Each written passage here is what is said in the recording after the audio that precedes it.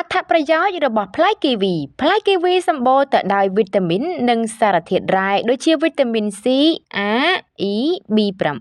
ប៉ូតាស្យូមជាតិដែកទង់ដែកម៉ាញ៉េស្យូមផូស្វ័រនិងកូលីនផ្លែគីវីមានជាតិស្ករតិចបើធៀបនឹងផ្លែឈើដទៃនិងមានជាតិខ្លាញ់តិចតែសម្បូរទៅដោយ fiber គីវីត្រូវបានគេដឹងថាមានសុវត្ថិភាពសម្រាប់ស្ត្រីមានផ្ទៃពោះលើកលែងតែអ្នកប្រតិកម្មជាមួយនឹងផ្លែឈើនេះប៉ុណ្ណោះ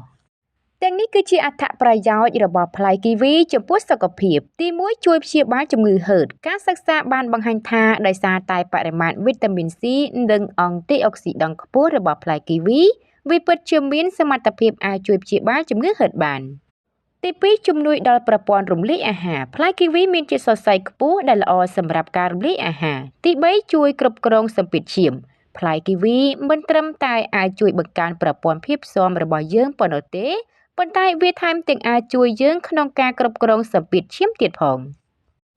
ទី4មានជាតិសរសៃ fiber ផ្លែគីវីជួយកម្ចាត់ជាតិពុលចេញពីពោះវៀនតាមរយៈការបន្ទោបង់ការទទួលទានផ្លែគីវី3ផ្លែក្នុងមួយថ្ងៃពិតជាផ្ដល់នូវអត្ថប្រយោជន៍ដល់សុខភាពបានយ៉ាងពិតប្រាកដតែការទទួលទានបន្ថែមនូវអាហារផ្សេងៗក្នុងបរិមាណច្រើនអាចធ្វើឲ្យជាតិវីតាមីនណាមួយលើសកម្រិតបានដែលបង្កជាផលប៉ះពាល់ដល់សុខភាព